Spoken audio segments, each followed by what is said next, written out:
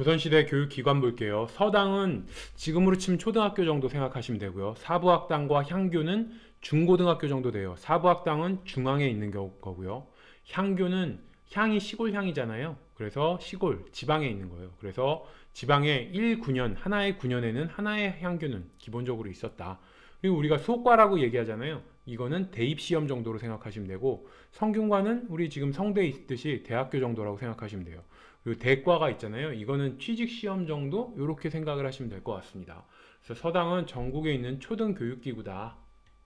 사부학당은 중앙에 있는 거고 성균관 직할 교육기관이다. 그러니까 성균관 밑에 있는, 성균관이 대학교였으니까 사부학당은 한 중고등학교 정도다. 이렇게 생각하시면 되고, 그래서 중등교육기구고 사부학당 학생이 속과 응시가 가능해요. 속과는 뭐라고 그랬어요? 대입시험 정도라고 생각하시면 된다고 그랬죠.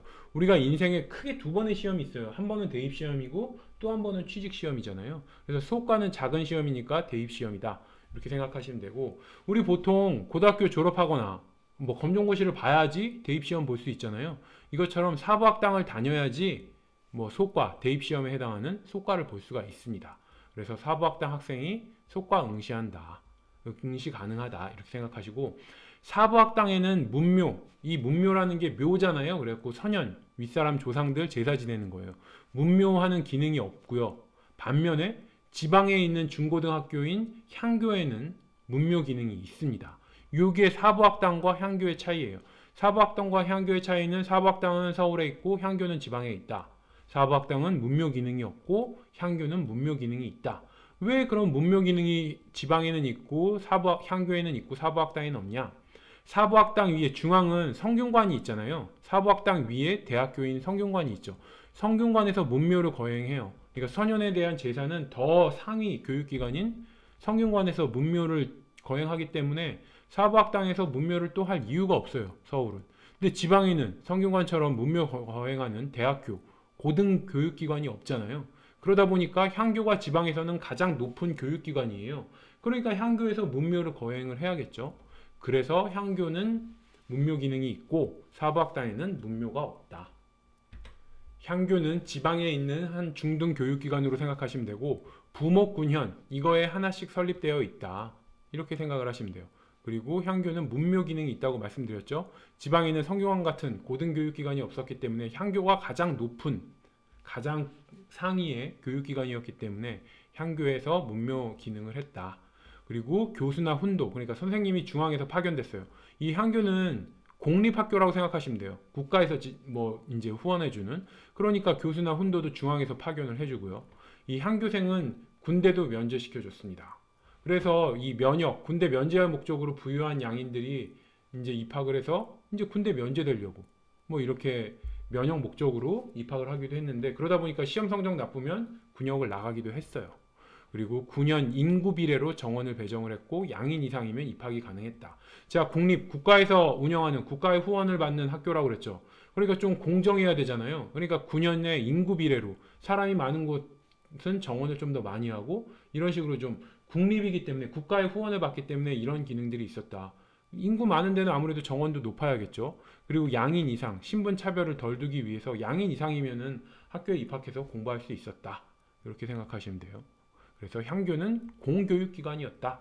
그리고 시강이라고, 지금까지 말한 거는 일반 사람들이 교육하는, 공부하는 곳이고 왕세자도 공부해야 되잖아요.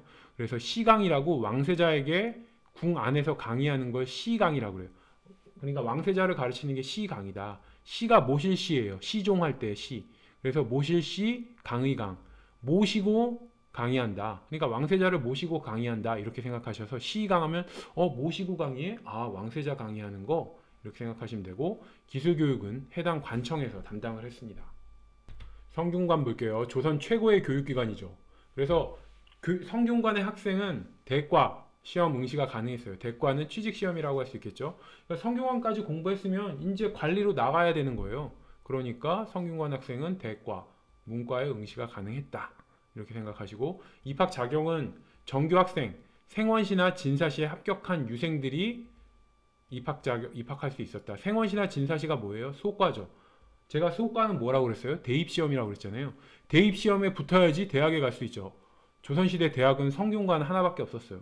그러니까 생원시, 진사시, 이 수학과에 합격한 유생들이 이제 성균관 입학할 수가 있었고요. 비정규 학생으로는 사부학당 학생인데 선발시험에 합격하거나 아니면 음서에 의해서 입학하거나 이런 비정규 학생도 있습니다. 자, 성균관 유생의 특권을 보면 권당이 있어요. 권당은 권이 거둘 권, 당은 집당 이런 얘기예요. 집. 학생에게 집은 학교겠죠. 그러니까 학교를 거둔다. 그래서 학교를 비운다 이런 얘기예요. 그래서 동맹 휴학을 뜻하는 거죠. 학교를 비우고 그냥 휴학해버리는 이것도 유생의 하나의 특권이었죠. 뭐 반발할 일이 있거나 이럴 때. 그리고 알성시는 뒤에서 다시 말할 건데 비정기 시험이에요. 시가 시험이란 얘기예요. 그래서 알성시는 국왕이 성균관에 행차했을 때 그때 비정기로 시험을 쳐서 시험 잘 보면은 관료로 들어갈 수 있는 거예요.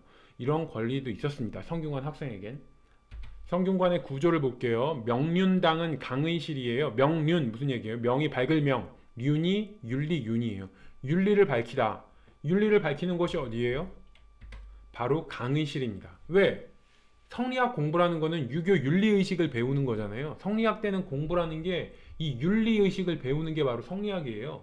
그래서 명륜, 윤리를 밝히는 곳. 윤리를 밝힌다는 얘기는 결국 윤리를 공부한다는 얘기고 그게 바로 강의실이다. 윤리를 밝히는 곳이 바로 강의실이다.